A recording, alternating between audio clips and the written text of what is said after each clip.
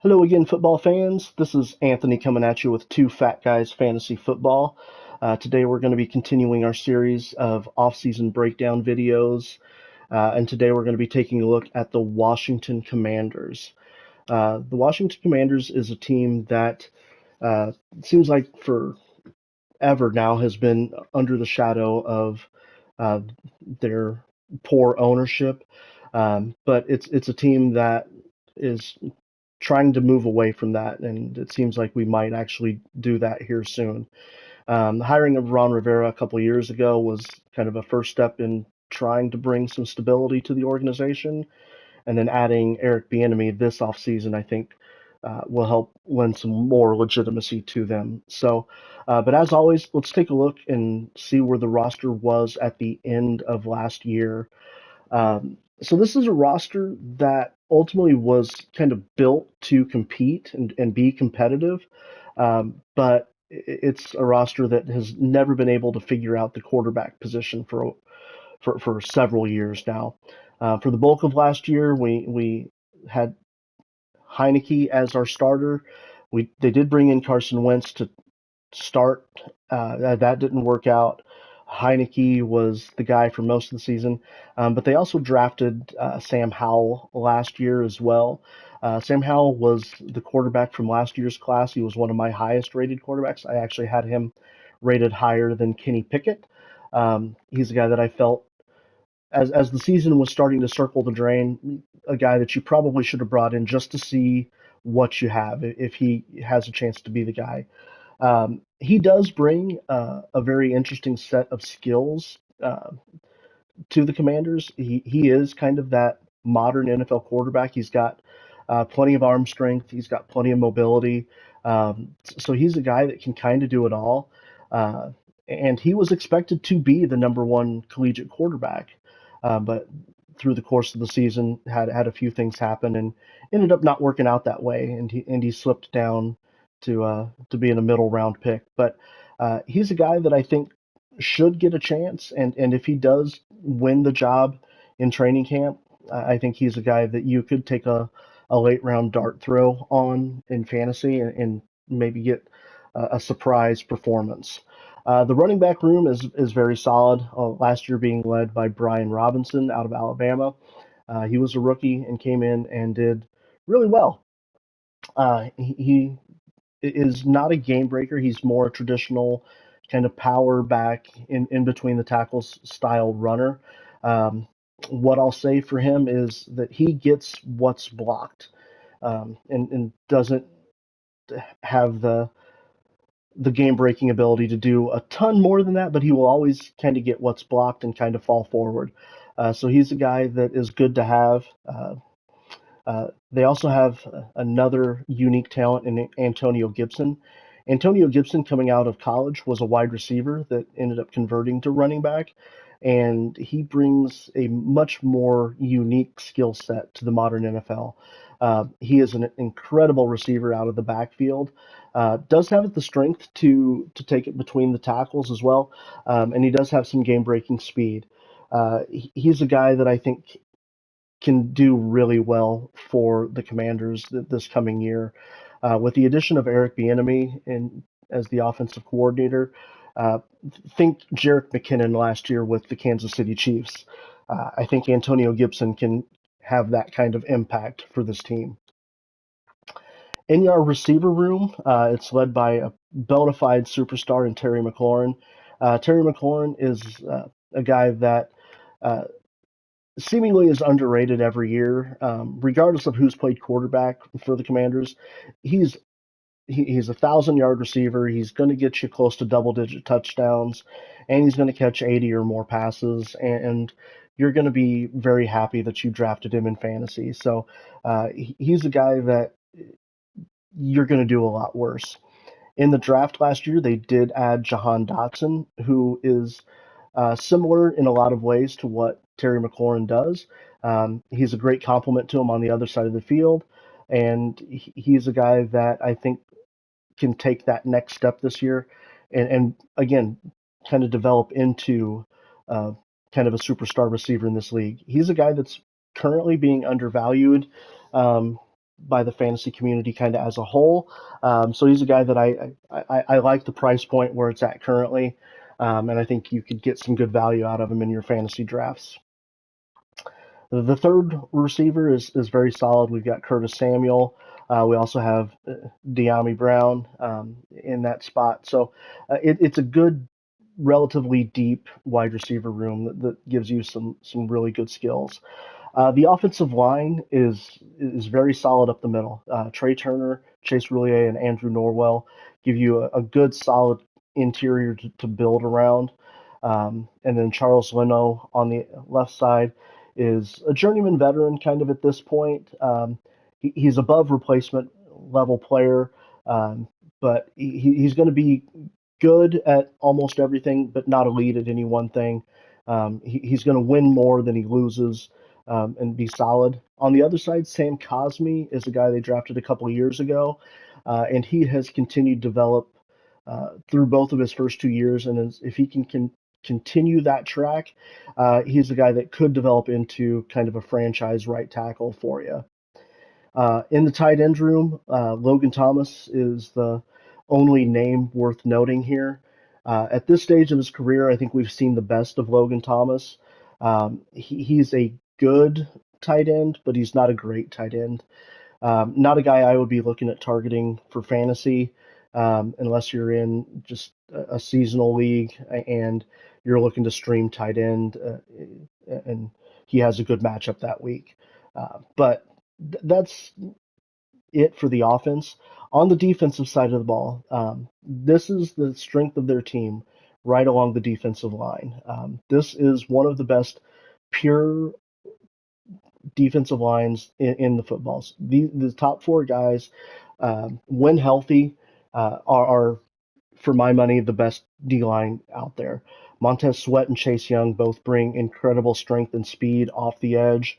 Jonathan Allen and Deron Payne in the middle give you a unique mix of strength and agility in run stopping and pass rush ability as well.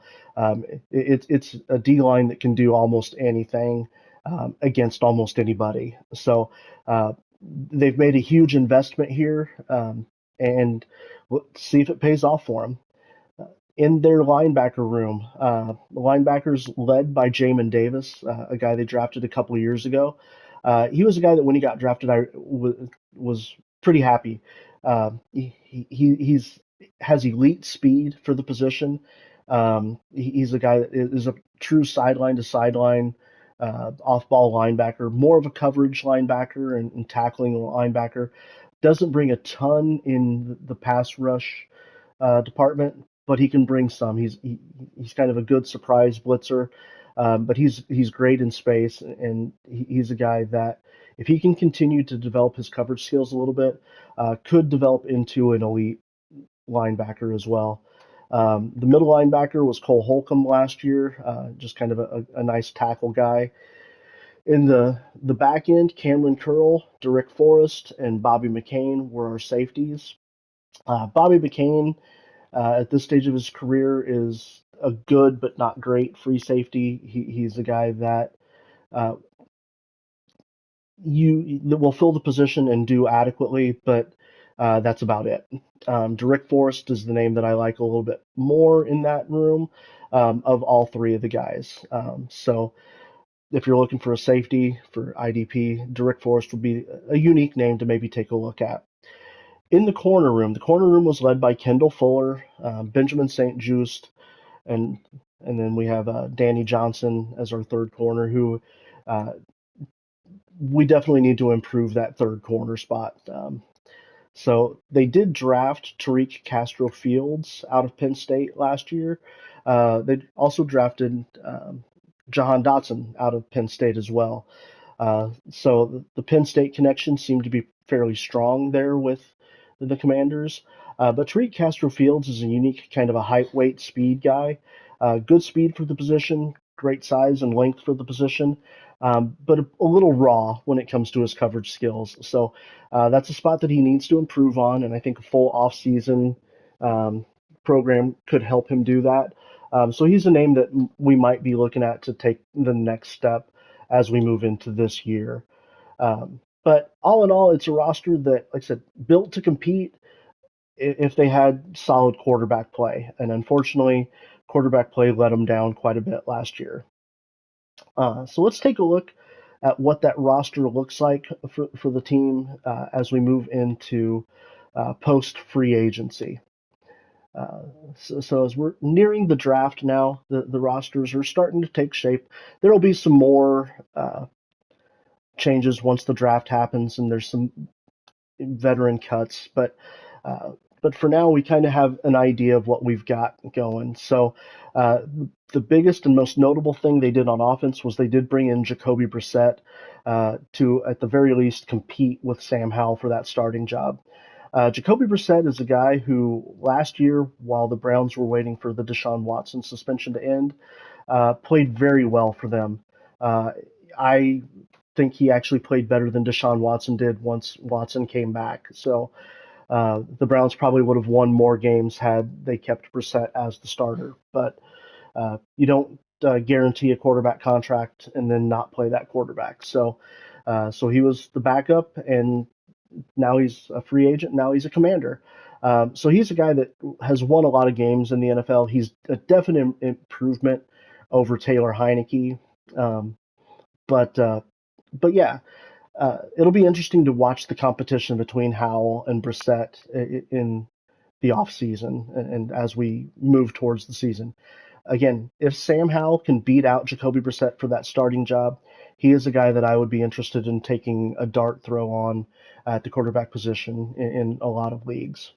In the running back room, I expect Antonio Gibson to be kind of the primary ball carrier this year, just because he fits more of what Eric Bieniemy likes to do in his offense. He has that unique blend of speed, receiving ability. I expect him to have a good year, although Brian Robinson will have a good role as well. It's nice to have two backs that you can rely on. The wide receiver room is relatively unchanged. Terry McLaurin, Jahan Dotson are the two guys that are leading that room, with Curtis Samuel and De'Ami Brown as the third and fourth guys. You could do a lot worse in the wide receiver room than those top four. We did lose Trey Turner, and we brought in Nick Gates to replace him. So it's an offensive line that is still very reliable. It's an offensive line that's going to get the job done. I'll be interested to watch the continued development of Cosme through the course of the year. But the guard position, interior O line, is a spot that they could look to address in the draft. Tight end is another spot they could look to address in the draft with as many quality tight ends as there are. But on defense, the most notable thing they did on defense was re-sign Deron Payne to a huge deal. So it just bolstered the investment that they have in their D line. So they have a lot of money tied up here, and I hope that they get the production out of it. It'll be interesting to see what they do with Chase Young, whether they choose to pick up his fifth-year option. Um, but when he's healthy, he's proven to be an absolute game wrecker. But I'm curious to see that if the health concerns um, scare them away from that fourth year or that fifth-year option for him. So uh, we'll see. We'll see what happens. In the corner room, we did add Cameron Dantzler, who is a marked improvement over what they had before. He's had some up and down in his career. He's a guy that is good, and he's still young, so he can still get better. He's made some plays. He's also been on the wrong end of some big plays, so that's why he was available. But he's definitely an improvement over what we had before. The third guy is going to be Benjamin St. Juste, and then of course Tariq Castro Fields, who we mentioned before. In the linebacker room, Cole Holcomb is gone, replaced by Cody Barton, who is just kind of a younger version of Cole Holcomb. Uh, he's a guy that I expect to kind of step in and do uh, the exact same things that Cole Holcomb brought to that defense. So the linebacker room, Jamin Davis is still the piece to be looked at. Derek Forrest, Cameron Curl in the safety spot are more than adequate and can fulfill rolled nicely. So overall, this is a roster that I think has definitely improved over where it was at the end of last season. We still have some work to do.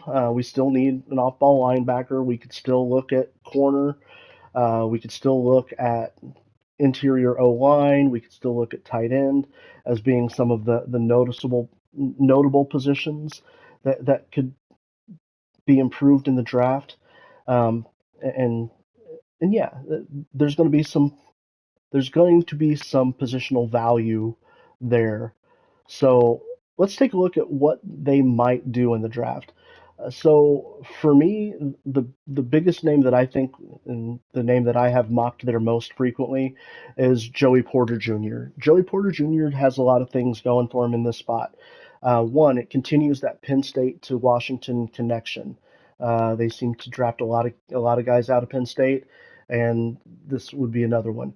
He also has that unique size, weight, speed kind of guy. He's got length. He's got good speed. He's a little bit kind of bigger than Tariq Castro Fields, and he's also a little bit more developed as a coverage guy than Castro Fields. So he would step in immediately and probably be an upgrade over even Dantzler at this point. So that would really strengthen their quarterback room quite a bit. He's the guy that I always seem to end up on at that spot. They could also look at interior O line with a guy like Osiris Torrance out of Florida. Um, he kind of is cut from that same Trey Turner type cloth. He's a big, strong guard, better run blocker than pass blocker. But pass blocking is something that could easily be developed. He shows the tools and skills to be able to do that. But I think he would step in and be an upgrade over Nick Gates immediately. So that's a name that you could see there as well. Um, you could also be looking at the first tight end off the board. Um, as elite as a couple of these tight ends are, that's definitely a spot where you could go Dalton Kincaid or Michael Meyer, whoever your particular flavor of tight end is. Either one would be a good spot there. Um, so you have a lot of options. In corner is another spot that if one of these other guys slips, maybe Joey Porter goes earlier than expected.